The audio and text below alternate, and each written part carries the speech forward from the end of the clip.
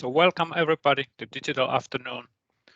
Today's webinar will give you some highlights of how forest industry is innovating, and we're going to see some digital solutions given by two digital innovation hubs, so AICA, Arctic Data Intelligence Hub, and DigiCenterNS DIH Hub.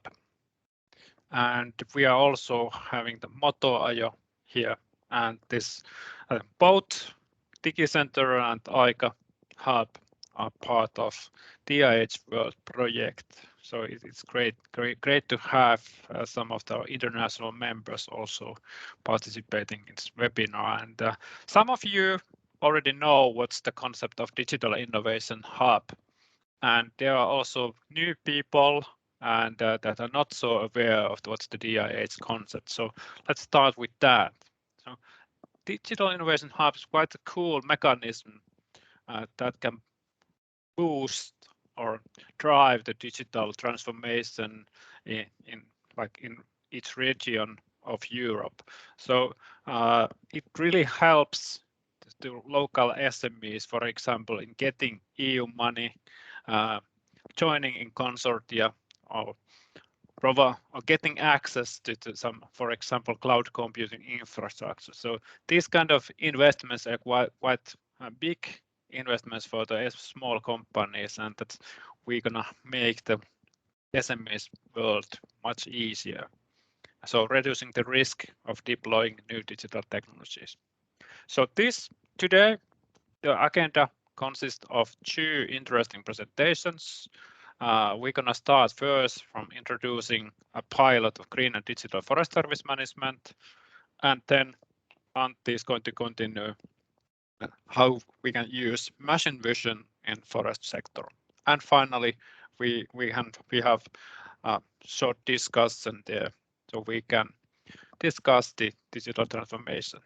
And here we are the organizers. The first, the Arctic Data Intelligence Supercomputing ecosystem, DIH of Kajaani, and then we have the hub from Motoajo, DigiCenterNS DIH, and this we are both part somehow to the DIH-WORLD project that is funded by European Commission, Horizon 2020. Okay, welcome and fasten your seatbelt and enjoy. So, my name is Marko Jantti. I'm the director of Center of Measurement Information Systems, and we are putting more and more efforts to build the AICA ecosystem, the Arctic Data Intelligence, and this pilot, this presentation is also part of the dissemination of our DIH-WORLD experiment. And here we have Motoajo's Ossi also participating in this webinar. So I would, this point, I would give the stage to Ossi that you can introduce the company in more detail. Go ahead, Ossi. Thank you.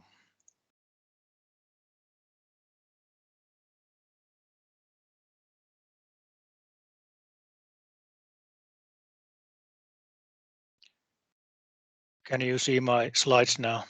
Yes, we can.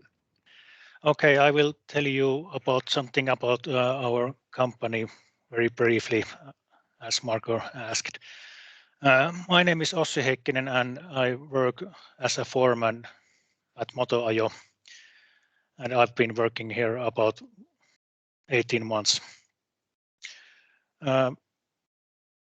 This is a family-owned company, and it's almost 70 years old. It started in small scale in 1950s, and the person who started this business was grandfather of our current owners. In 1970s, the next generation took over the company and started to grow the business and bought first forest machines, and you can see those in the picture on the right. In 1980s came first harvesters, and then business started to grow even more. And nowadays we are quite large company. Let's see if I can change the slide. Nowadays we have 45 forest machines, 22 harvesters, and 23 forwarders. And we have 71 employees. I am one of them. Plus, we have 4 business owners who are also working in this company. Annual turnover is about 10 million euros. And we are third largest logging company in Finland. And the second largest logging company is also located at the same city as Motoajo is. Our area of operations consists North Karelian and North Savonia regions, and it's quite large area, and it brings us some challenges, and this project is trying to solve some of those.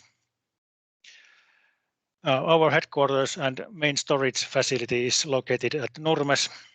It's in northernmost edge of our area of operations, and that's why we have 4 supply depots around this area of operations.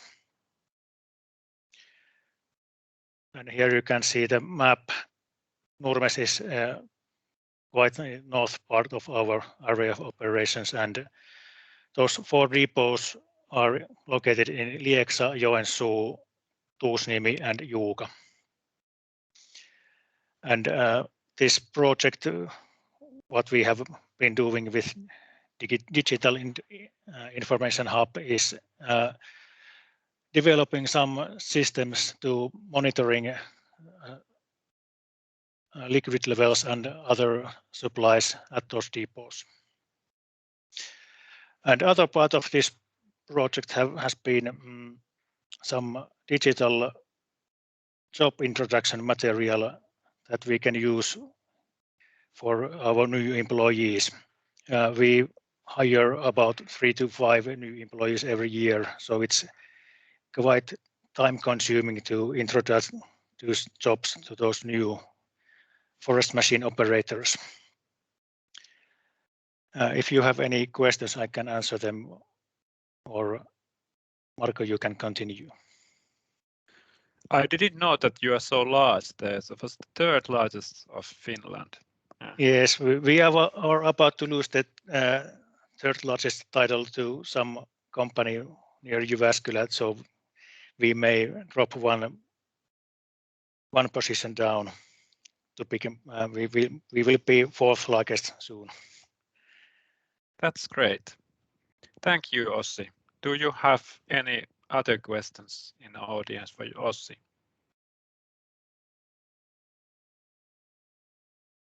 If not, we can continue to look at the more details about this pilot.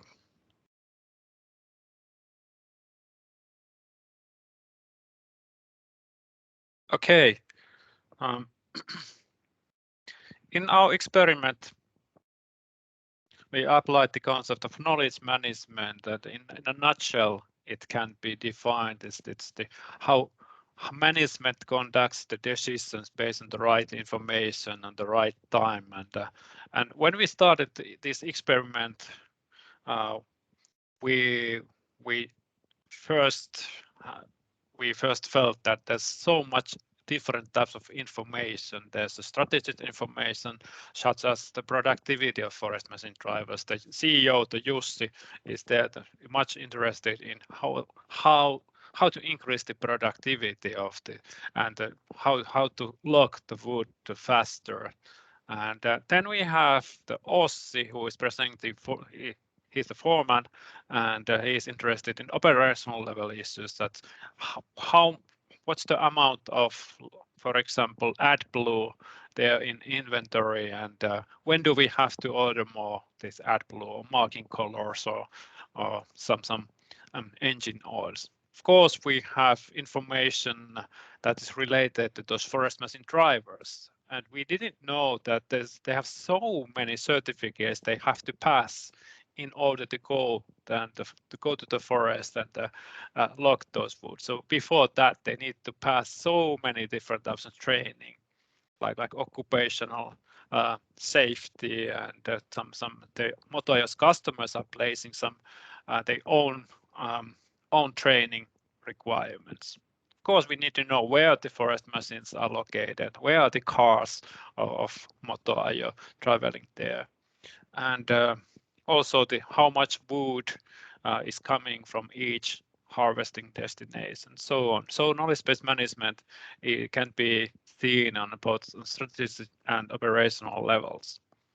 And we started also asking some questions that are critical to Motoajo's business, and there were like four important, I would say, four important competitive edge areas there, and we decided to focus on two of those. So first, we focused on promoting green transition and circular economy, meaning that how do we sort efficiently the waste coming from forest machines, and the waste is processed there. And there was Motoajo said that there's one guy actually has to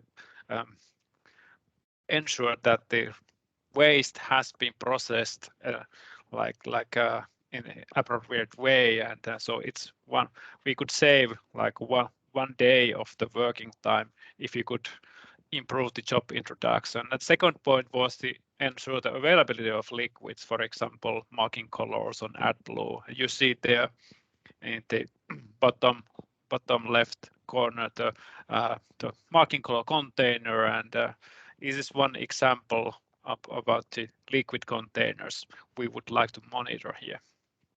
And how does it save the costs? And so we can eliminate the unnecessary traveling to those remote storage areas. So nobody has to travel to Lieksa or somewhere else to check that whether there's enough liquid left. We applied the research methodology called action research. Action research is quite good for this kind of situation, studying the change, and the digital transformation here is the change. And this green and digital forest service management provided as a fruitful research target for action research study. And you know that the action research consists of a cycle with 5 steps, starting from diagnosing the problem, planning the action, taking the action during the digital transformation, evaluating did we succeed or did we ignore something, and also documenting the lessons learned. And this pilot was done together with Arctic Data Intelligence, Digital Innovation Hub, and Motoajo together. So in order to get a rich view of the Motoajo, we used multiple sources of evidence, and absolutely one of my favorites is the participative observation, and we made so many field visits to Motoajo's facilities, and we learned every time something new. We learned about the forestry concepts, like what's the marking color, for example, pölliväri.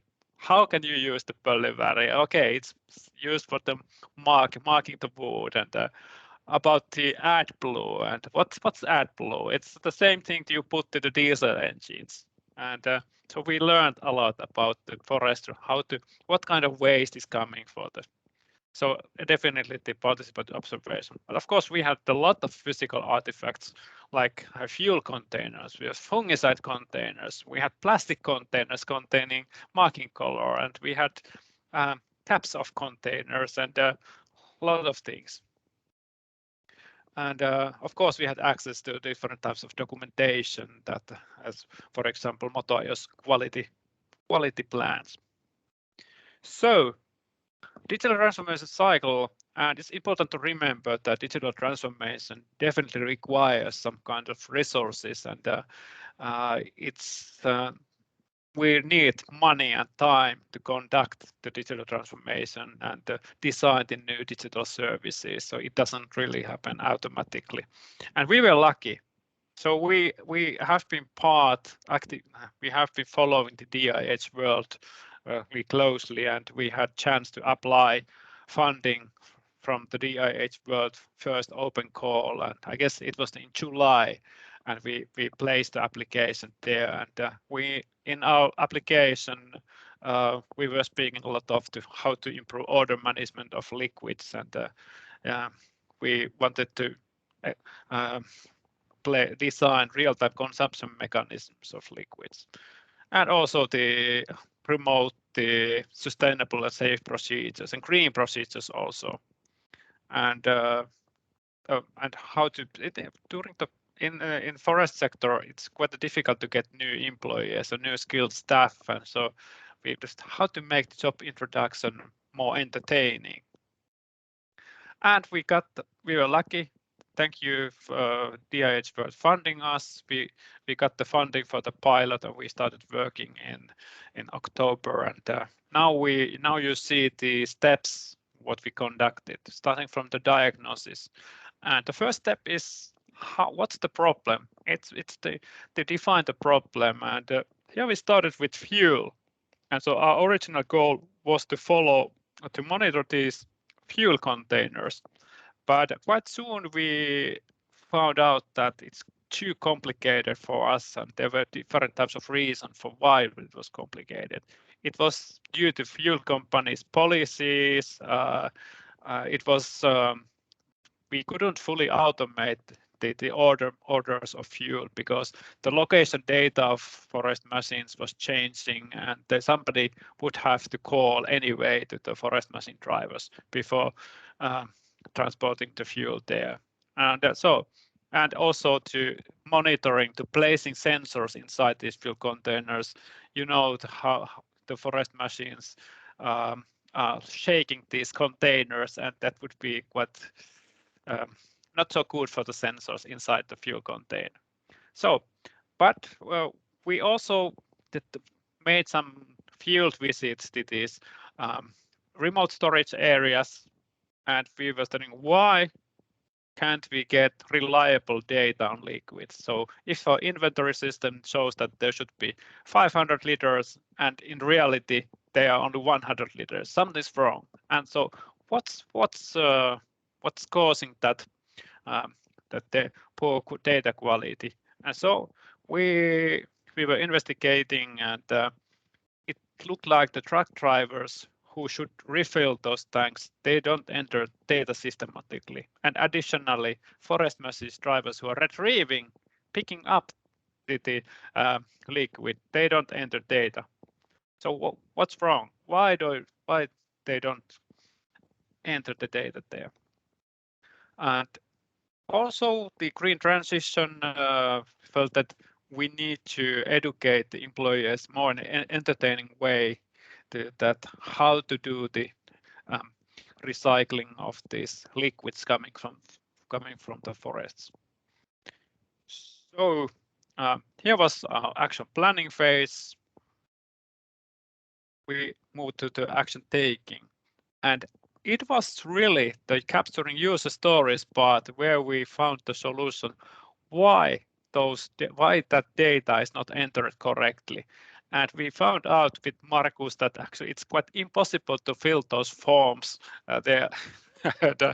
There was some very weird data fields that were actually it was almost impossible to fill those forms. So that's one of the reasons. So we decided to redesign those forms. And we did also a lot of other things. So we had to specify what sensors we're gonna buy, and we also were responsible for developing mobile app to support this monitoring these liquids, and enter that information if somebody goes to refill the containers. And also what else? UI design reviews, and we also conducted some video shooting for our job introduction environment. It was quite chilly. It was minus 23 degrees in Nurmes, and when we went to the forest, so we had really challenges with our cameras because we were lucky to get some really good videos, but it was quite cold weather there. And as a result of the experiment, here are the 3 points we'd like to show you. So the first part was the IoT-based monitoring of forestry liquids. You see there's some gray IoT tank level sensor by Tekelec. So it uses LoRaWAN data network, and it's submitting information every hour to the IoT dashboard. So through that sensor, we know exactly how much liquid is in that container. We also drafted the virtual job introduction environment, and we were testing that with some test video hotspots, and we were looking what would be the best open source 360 viewer, and we have Markus here ready to demonstrate that how does it look like in practice. Go ahead, Markus.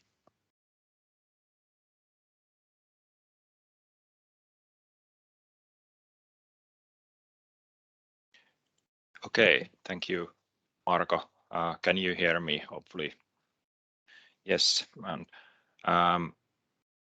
Okay, I will demonstrate you 360 view of this job introduction, what we have done. You can see, hopefully, now when I'm rotating this.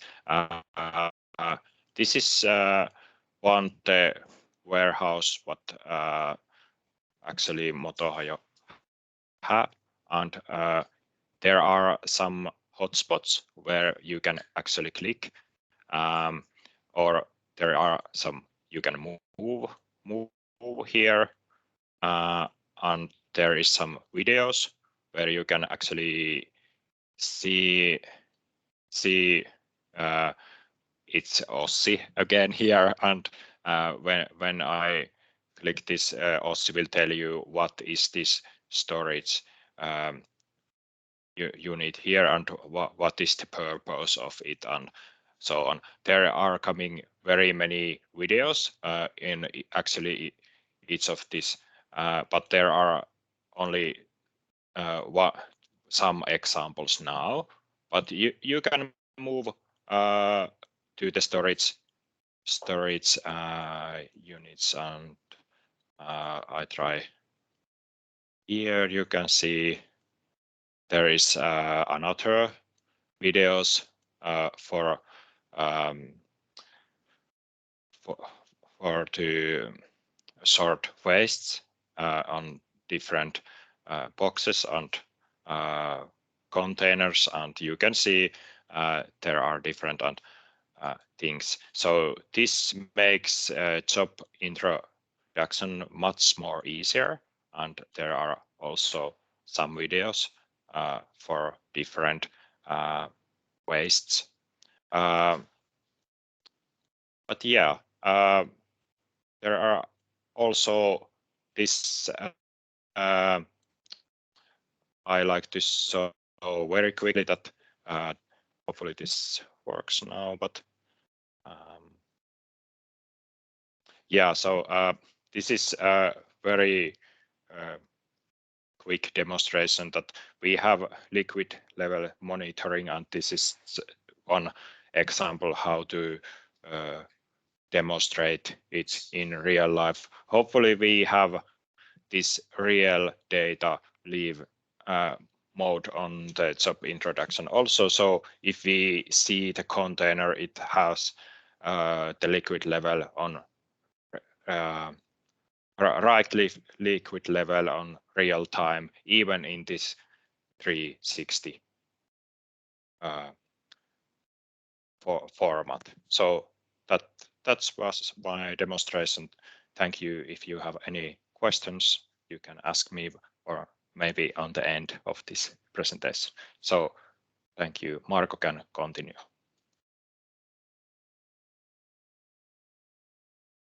Thank you, Markus. Excellent demo, and it's great. You can basically virtually visit like every day the Motoajo's storage there. That maybe in the future we can also have a gathering there. But it requires a little bit more technology side, and it would require the 3D modeling and putting the models and converting that some existing virtual spaces. But it has provided new opportunities for us. Let's continue.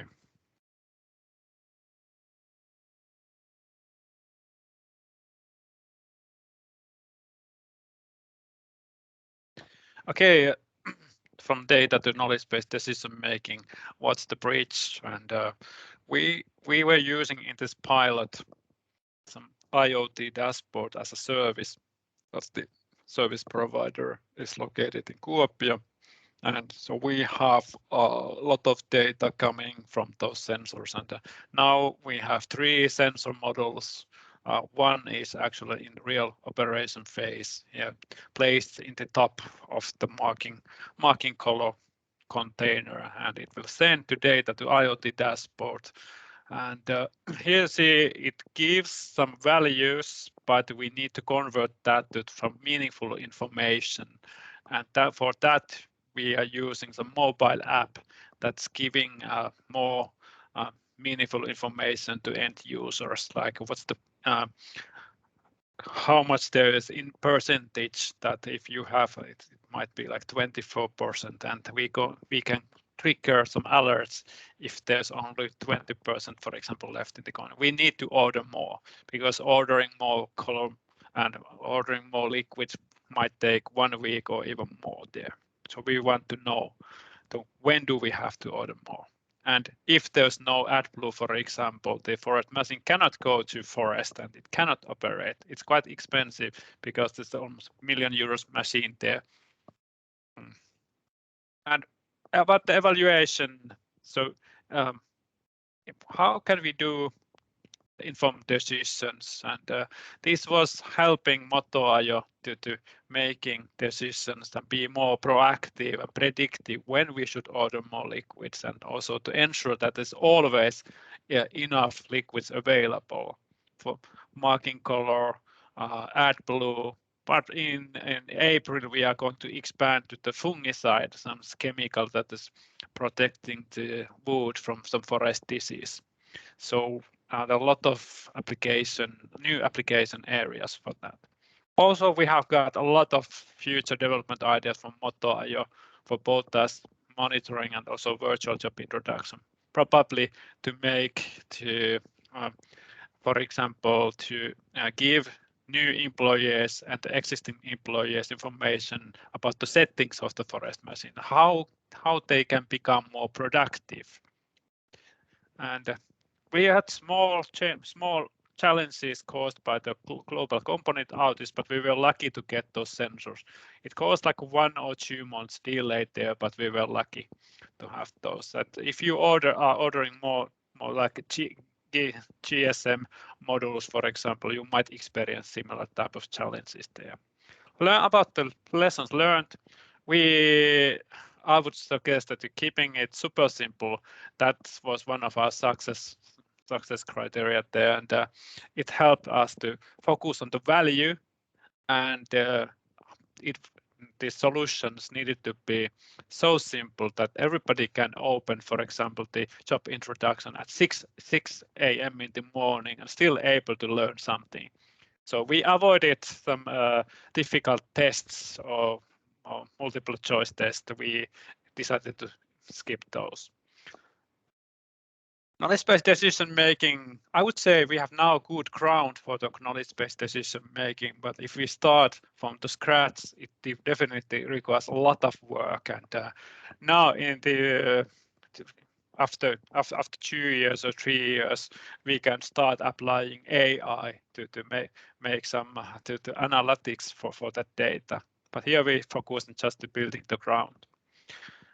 Scoping, making decision, our monitoring target changed like 3 or 4 times. We started from fuel, we ignored that. We went to fungicide, and fungicide season ended. So we had to go to AdBlue and this marking color. And so sometimes it's quite frustrating if the monitoring target is changing all the time. So we don't have anything fixed there.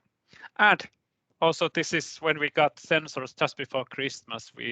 It's good to celebrate the quick win. So that's also, we had fantastic team, and I would like to thank both Motoajo and Markus there of really amazing work. And just to conclude, here we didn't apply. So if you are speaking about data, it doesn't mean that you have to apply artificial intelligence. So you can do data analysis pilot without AI.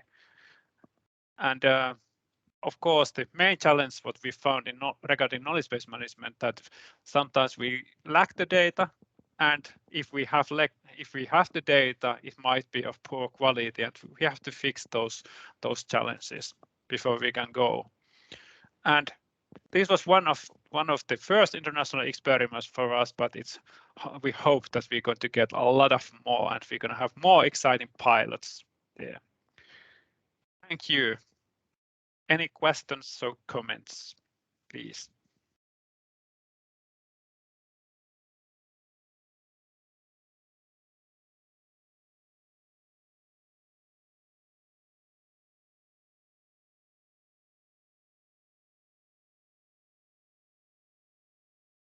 You can open your microphone or place your hand there, whatever is more comfortable for you.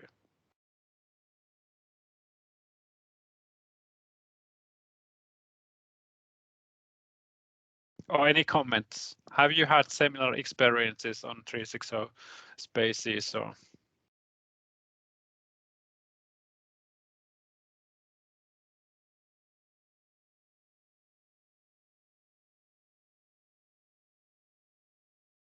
Might ask Ossi, are you still there? So how do you see the applicability of these?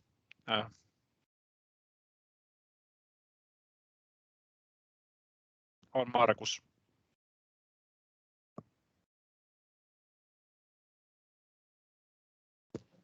Did Ossi, are you Ossi there? Yes, I am.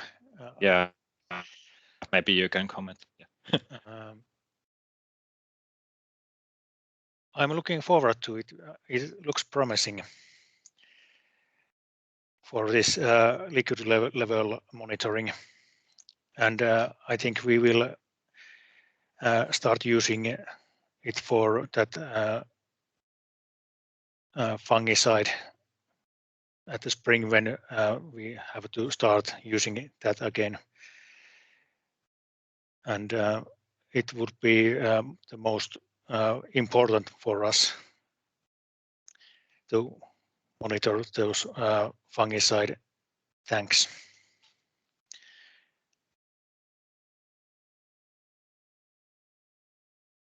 Great. Thank you, Ossi.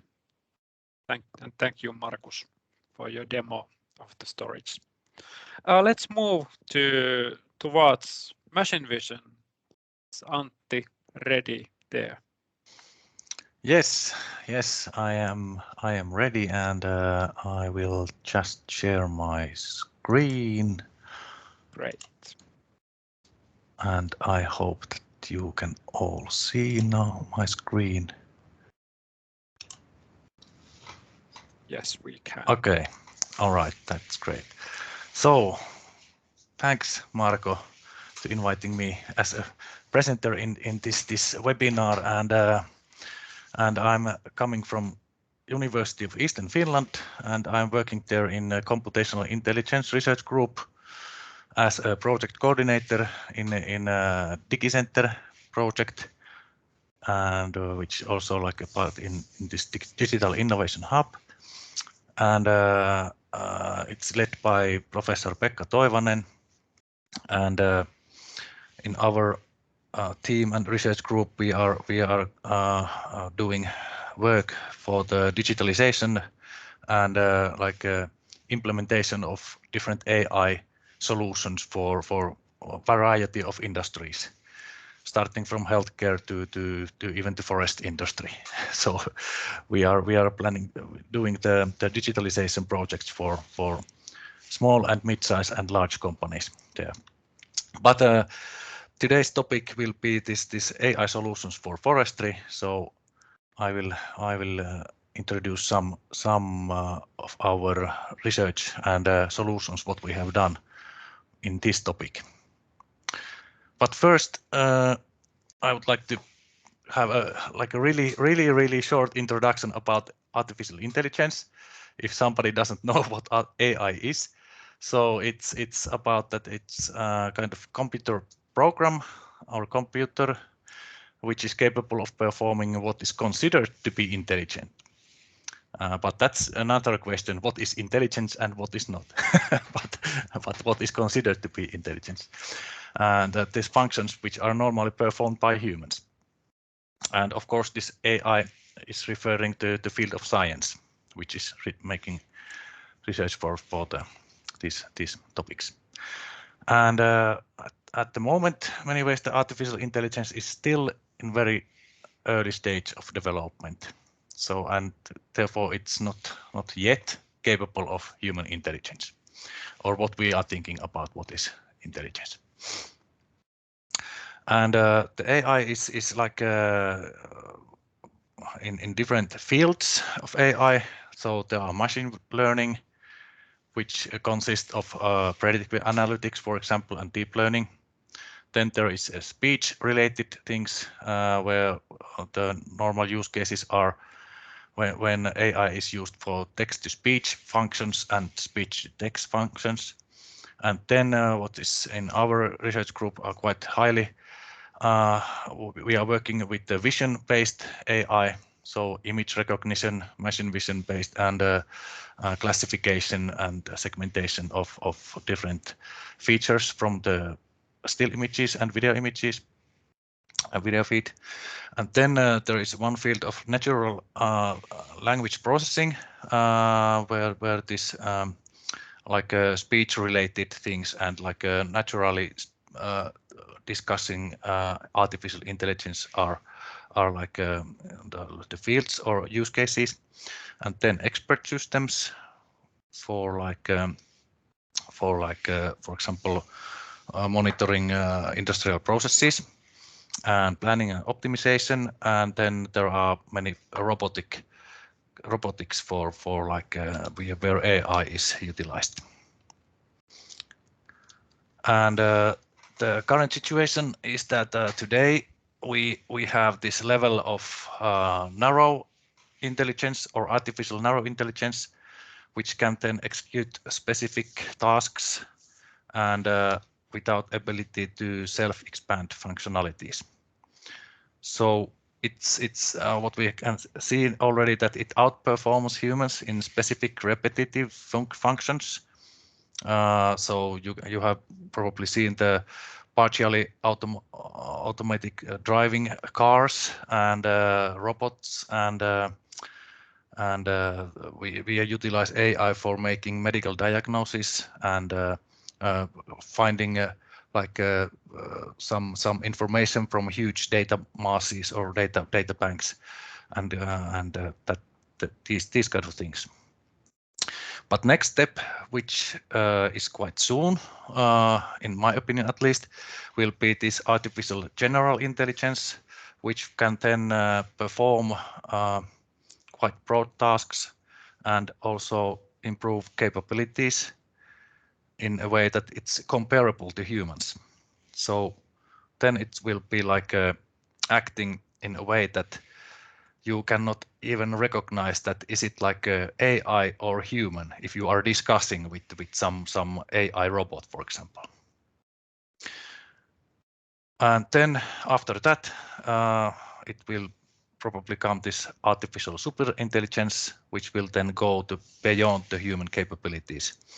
And we don't know yet what will happen then, but let's hope at least that everything will go fine, and AI will be helping human race to grow better and be better. So, and some use cases which usually are utilizing artificial intelligence, it's like this autonomous vehicles. There are like quite good use cases for AI because there are like a machine vision part and then combining the data and analytics, and this all needs to be done very quickly because car is driving and it like collects data all the time and make decisions automatically from that data, and uses also the background data which has this AI features has been taught previously. So it's like a reinforced learning used there. And then in operation rooms, for example, in hospitals, there are these surgical robots, which has been which utilizes machine vision and AI for making accurate operations. And then there are these robots, and in industry and in like conversational robots also, at some level at least now. And in nursing side, there are some robots utilized already, and of course, in these chatbots or like intelligent chatbots, they are using AI to make like a quite well. They are performing in the natural discussions already. And industrial use cases, the AI is utilized in almost, I can say, all industries now. Even we don't actually see that actually there is AI working in some parts, but I can assure that there is.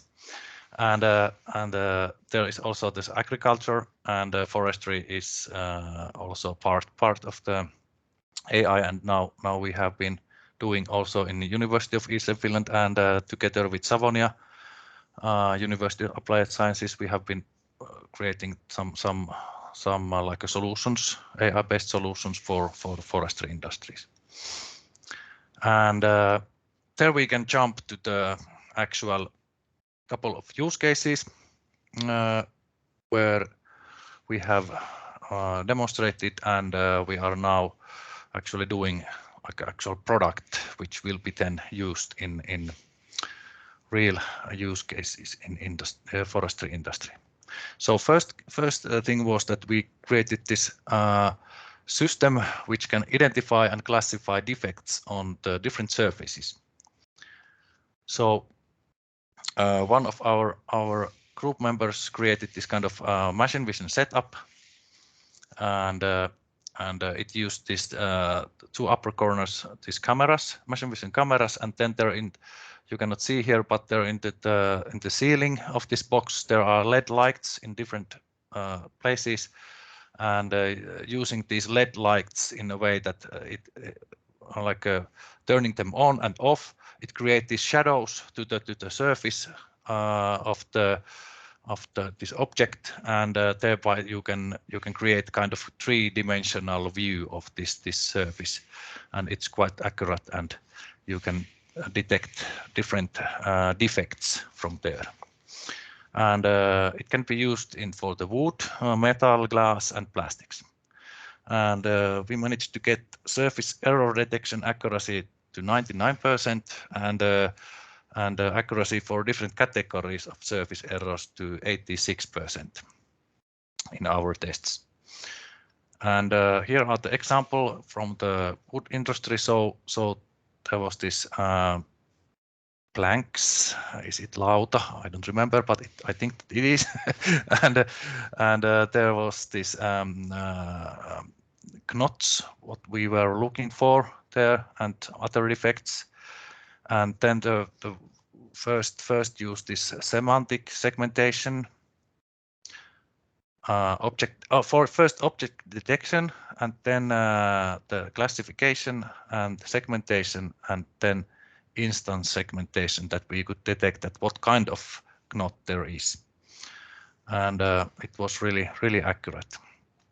And therefore we also contacted one of the companies, wood industry companies in Savo area, and presented them that we could create this system for detecting these like defects from the raw boards in the beginning of the production line.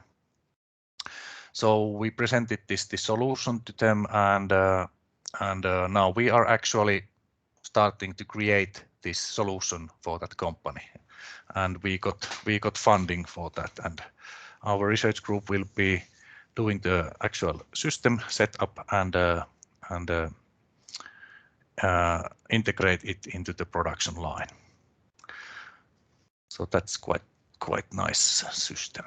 And then second thing is the second use case is the machine vision based wood cutting optimization system.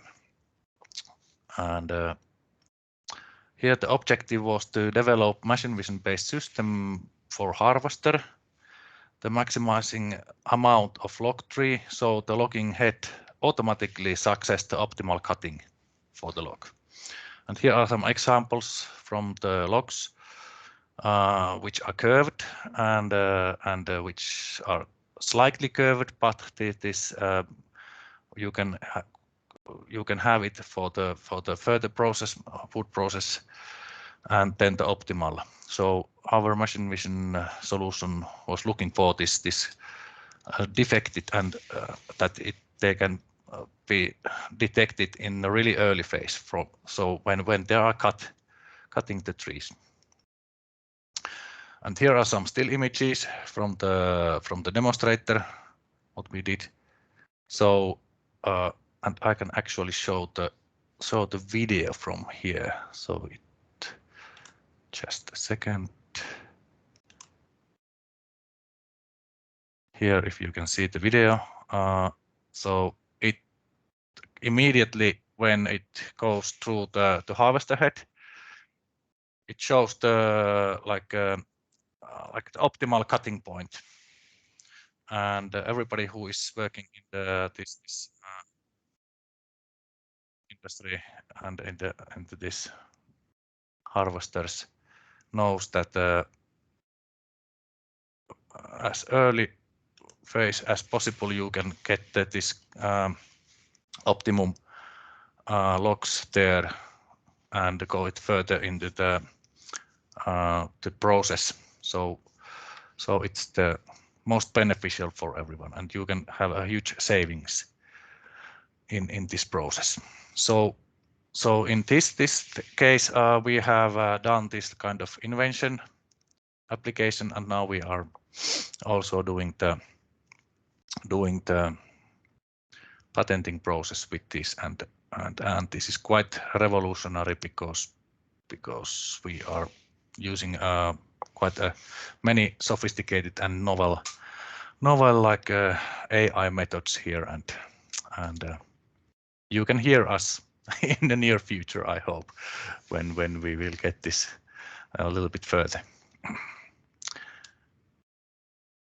Yes, those were the couple of major use cases what we have been doing for forestry industry, and we are doing even more these type of projects, and we are looking for the forestry companies to contact us, and we could together try to find out how AI and machine vision solutions could help your companies and industries to enhance the processes and make things a little bit easier with this new digital solutions. Thank you. Oh, sorry. Do you have any questions? You can open your microphone directly and ask questions Yes. to Antti. Yes. Or raise a hand. Yeah.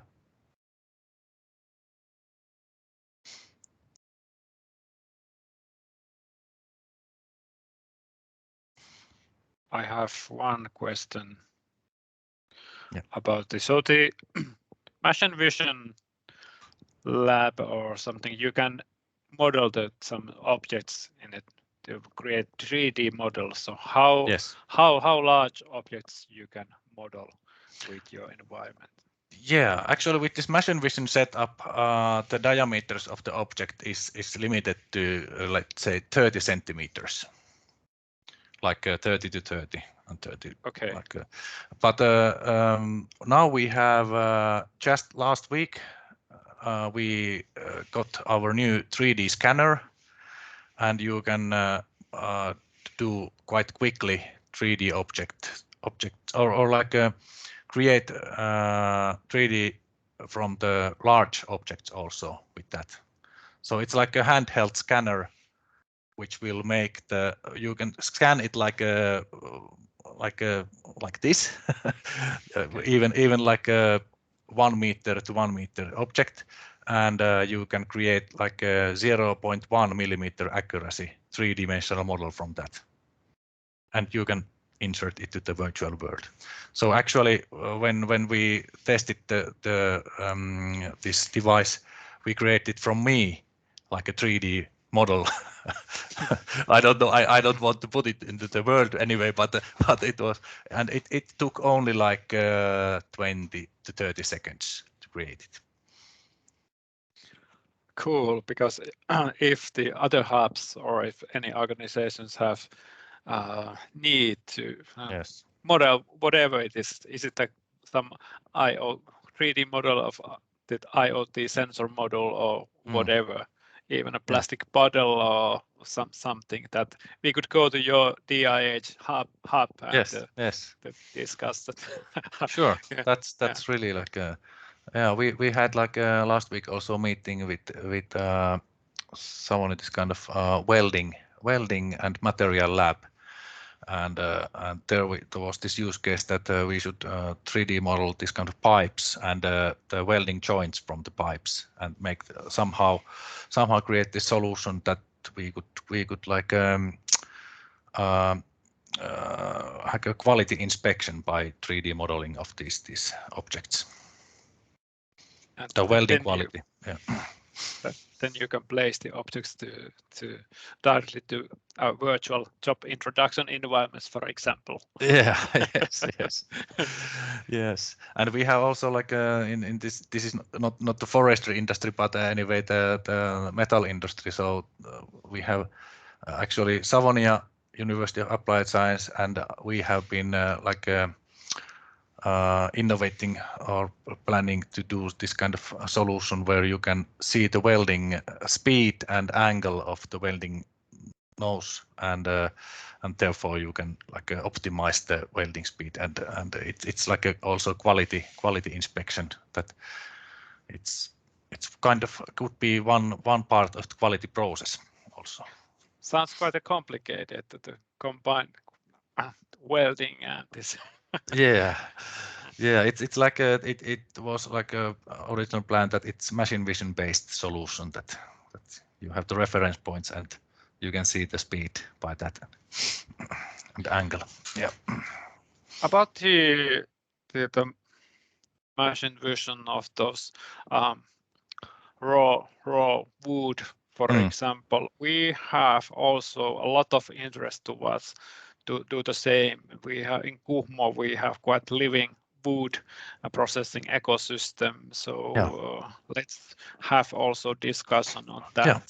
That's really good. It's interesting point, because we have been discussing with different universities about this possible solutions also, that you can by the machine vision or laser scanning, you can monitor the woods when you go to the forest, and you can immediately see with machine vision solution that which has some defects into the wood surface, and therefore it could be automatically like detecting that which wood are suitable for cutting and which are not suitable, or which are automatically put to the other side of the production line, and which logs are put to the other production line, for example. So this kind of solutions we are also interested to be part of development, because this is certainly a need in the forestry industry, this kind of this solution. And one another thing what has been coming in our minds, that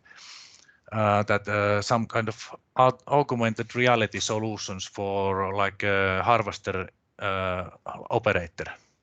that you can see these woods like in augmented reality right into your scene, and you can see that which needs to be cut and which not. So that this kind of solutions we are interested Cool. in like providing. We have This is even for example, if you have the guy who is coming to the forest and making for example, to evaluating the forest, and yes. And then he marks the trees that needs to be removed, Yes. or needs to be left there. It's like a sustainable forestry. A really interesting plan. Yes. We have these equipments here, so it's quite nice to make some demonstrators or like trying this how this could work. Actually, I have also here this kind of Microsoft HoloLens augmented reality glasses, so we can do these kind of things also. And one thing, when you are like a forest owner, and if you would like to see the end results after harvesting, so can we demonstrate? So okay, if we log your forests, the end result will be this. So there will be 10 trees left, and it would. So that's. Would you like to have this scenario or that scenario? Yeah, yeah. That's. I don't know that. Do we have this kind of experience in creating this kind of like virtual environment in a way that it can show different? But there are a lot of different possibilities. Yes. And, one last question from my side: that how far we are, or how close we are to the situation that the forest machines can be the autonomous objects there, and there is no need for the forest machine drivers anymore. It's so damn difficult to get those drivers. Yeah. I think it was that almost half of the drivers stop for example, after they have got the education, they don't go working for the forest industry, and it was a shock. So it's 50% of forest machine operators quit, and they move somewhere else. So how far we are from that scenario? We have autonomous forest machines there. I'm not actually sure what is the development, like a cutting edge development now. We need to ask from Ponsse about that. Okay. But I think that everything is going in that way. And at least I know that these autonomous things are all the time like going further and further into the normal car drivings, and also in this kind of operating this different equipments, for example, these harvesters. And I know that already there are some that you can remotely at least like operate these.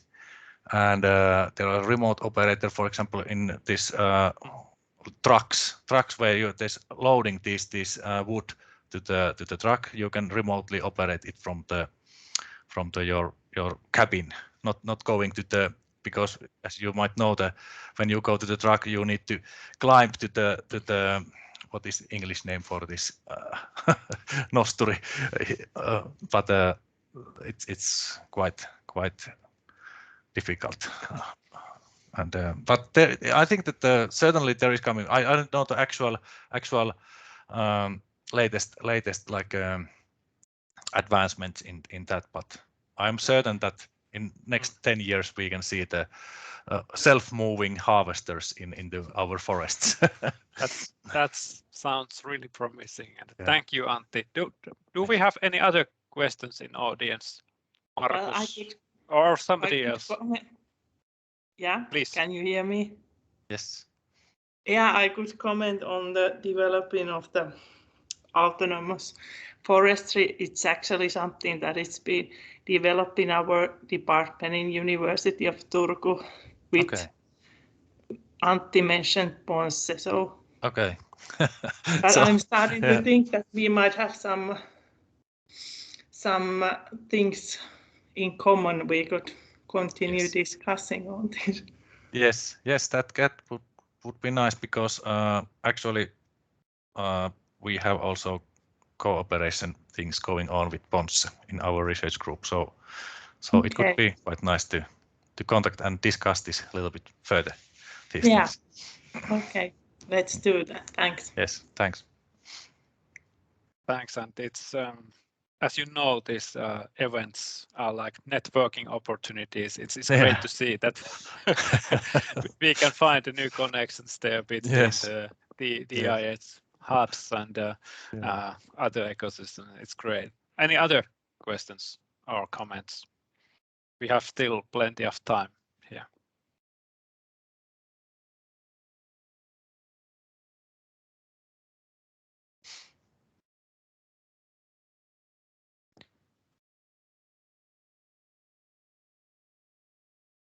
About the natural language processing, do you have something running or ongoing projects there in DigiCenter? Actually, not now, but we have been making project preparations and seeking for the a consortium and funding for the new project, quite large project, which consists really highly this NLP features, and it's like we are planning to create this kind of virtual assistant which you can discuss naturally, and it can help you when you are, let's say, staying at home alone, like if you are elderly, and you can have this kind of artificial intelligence assistant which you can talk and speak with quite naturally, and that's our goal. And there this natural language processing will be used, and we have done some preliminary planning for that, of course, and there is this kind of GPT-3 NLP solution already available, which can be utilized in this, and it's like the kind of world's best AI, like a naturally speaking AI background or like a service. I got an idea of that because we are also in Kajaani University of Applied Science. We are investigating how to deploy some intelligent chatbot to assist, for example, the IT department there in frequently asked questions. But regarding those job introduction environments, I know, for example, in AWS Sumerian, you can it's easy to combine to the chat flows to that virtual environment. So you can actually chat there with you don't have to chat with real person. You have to, and it's might be some cool to test there. Yeah. I'm sure that we need to start testing these different solutions which are in the markets now, and because we are planning to create something new in this solution, but still try to utilize as much as possible like off-the-shelf solutions and combine those to create this kind of platform which can provide this AI like assistant for individuals, and for later on we can find out probably some use cases for the industrial purposes also. Let's say for instructing software developer that don't put the this syntax there, put some other syntax, or like a machine operator that he's asking by the speech that what is the next step I need to do, and virtual assistant will give like a speech to back that, put the right hand side switch on, and maybe with the augmented reality you can also see that which is the correct switch that needs to be put on or off. That's like a simple example for that. So we are approaching the forest metaverse here also. Yes, that's the keyword. Everything together. Yeah, that's the keyword. This metaverse. It's now the really keyword. There were some was it on LinkedIn conversation that something that it's the metaverse is we don't have yet, but I know that my opinion is that we really have to analyze and test these different technologies behind the, for example, NFTs, virtual spaces, holograms together, and get more knowledge and get some business context there, and together. I think we have the separate pieces there, but now we can merge them together. And I guess we could continue with the DigiCenter and between Arctic Data Analysis hubs and other hubs interested in those metaverse discussion, and the forestry is wonderful. We in Finland we do have a lot of trees. Still, we have a lot, and we take care of the forests, and it's so traditional domain, but it's full of opportunities. So, any other comments from audience? It has been a really nice digital afternoon here.